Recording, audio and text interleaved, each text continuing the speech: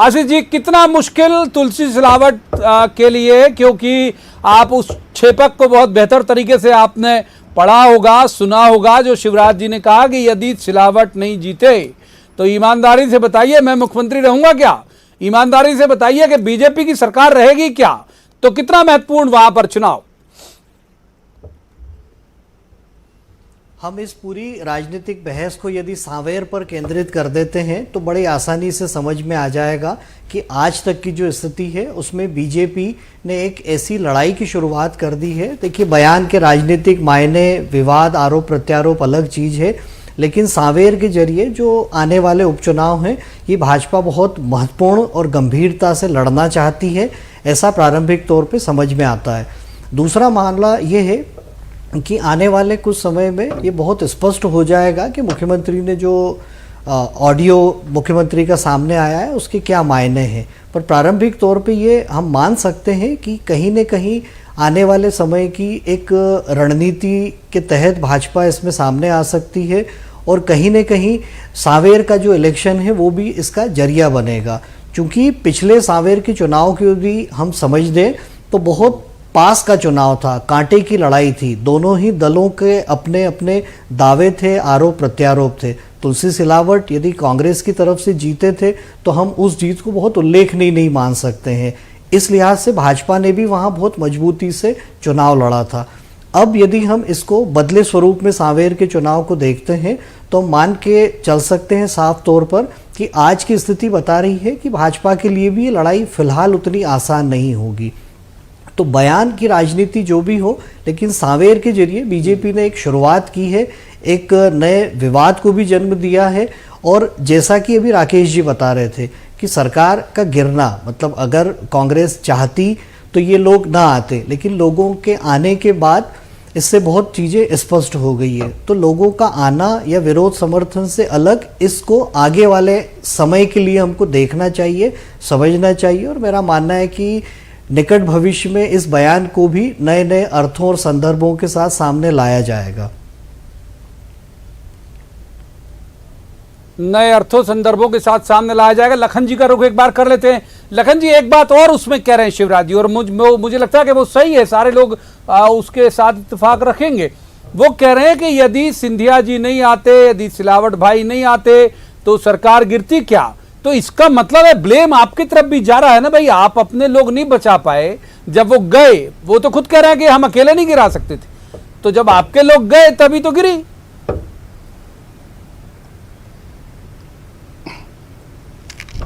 प्रवीण जी, एक तो अभी राकेश जी जो राजस्थान की बात कर रहे थे, राकेश जी को इस बात को समझना चाहिए कि राजस्थान में कांग्रेस की सरकार थी, बहुजन समाज पार्टी के एक आध दो विधायक गए होंगे, लेकिन यहाँ तो आपने चुनी हुई सरकार को सीधे सीधे, और हम ये आरोप नहीं लगा रहे, ये सच्चाई है कि 35 करोड़ 50 करोड़ में आपने खरीदा है।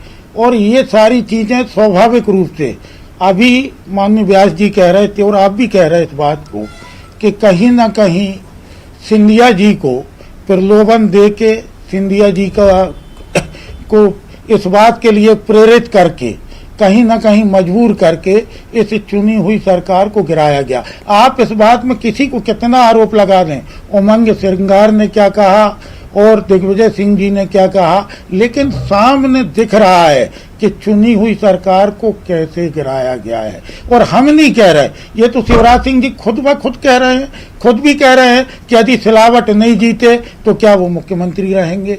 खुद कह रहे हैं कि उनने सिलावट के साथ भारतीय जनता पार्टी की कितनी मिलावट की कि सिलावट का चरित्र गिरावट पे आ गया। वो खुद कह रहे हैं इस बात को, और वो इस बात को स्वीकार कर रहे हैं कि हमको आगे सरकार बनाने के लिए इनको जिताना अनिवार्य है। मतलब इसका एक साफ इशारा भी है, क्यों नहीं मंत्रिमंडल का गठन कर पा रहे, इनको कहीं ना कहीं ये अंदेशा भी है कि ये फूट इनके दल में भी ना होने लगी कहीं ना कहीं। क्योंकि रोज सुन रहे थे हम, और इस संवैधानिक रूप से यदि देखें तो 12 मंत्रियों का मंत्रिमंडल ही चल सकता है।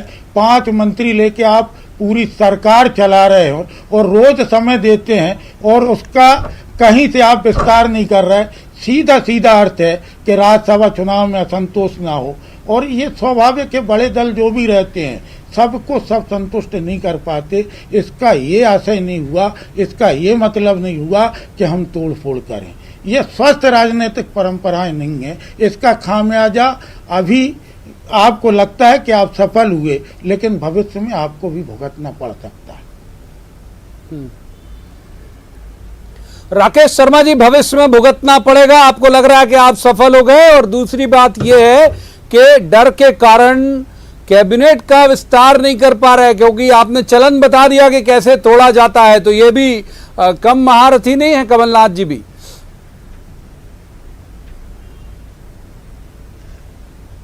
देखिए, कमलनाथ जी कितने महारथी हैं ये 15 माह की सरकार में हमने देख लिया।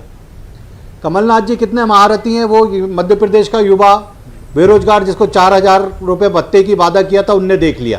कमलनाथ कितने महारथी तोड़ने के संदर्भ में कह रहा हूं सर, तोड़ने के संदर्भ नहीं लगा पाए। कमलनाथ कितने महारथी हैं कि 51,000। नहीं, मैं आ रहा हूं ना, जो अपना घर नहीं बचा पाए वो दूसरों की घर की तरफ नजर उठा के देखे, हमें डर नहीं लगता। भारतीय जनता पार्टी का हर कार्यकर्ता, हर विधायक संस्कारवान पार्टी का कार्यकर्ता है। कांग्रेस के नेता मुझे बार बार ये क्यों नहीं बता पाते? लखन घनघोरिया जी बड़े सफाई से बचने का प्रयास कर रहे हैं। राजस्थान में कांग्रेस के पास बहुमत नहीं था, आपने बहुजन समाज पार्टी में तोड़ फोड़ करके वह बहुमत साबित करने का प्रयास किया है। आप कैसे आप साफ सुथरे बनने की कोशिश कर रहे हैं? आप हमाम में कपड़े उतार के खड़े हैं और दूसरों से कह रहे हैं हमारी तरफ मत देखिए, हम दूसरों पे ही पत्थर फेंकेंगे। मुझे ये बताइए, मध्य प्रदेश का बताएं राकेश जी, मध्य प्रदेश बलवान पार्टी के आप सदस्य मध्य प्रदेश का बताएं, आज इतने बलवान पार्टी के सदस्य अपराध नहीं किया क्या? पूरे समय अध्यक्ष भी रहे और मुख्यमंत्री भी रहे, अध्यक्ष ही घोषित कर देते कांग्रेस का। आज अगर इतने बलवान थे तो अभी तक नेता प्रतिपक्ष कांग्रेस क्यों नहीं बना पाई? अरे आप दीजिए ना, हम भी सुनना आप चाहते तो हैं। तीन महीने में क्यों नहीं बन 3 महीने में मंत्रिमंडल नहीं बना पाए।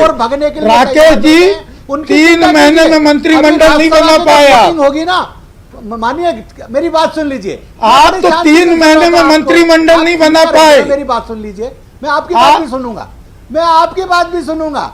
मेरा एक निवेदन है, जी। लखन घनघोरिया साहब, आप 15 महीने में एक ऐसा काम बता दीजिए जो जनता के लिए आपने किया हो, जिसको लेके आप बात करें। या 2.5 महीने हमारी सरकार का ऐसा कोई एक काम गलत बता दीजिए जिसको लेके जनता में जाएं।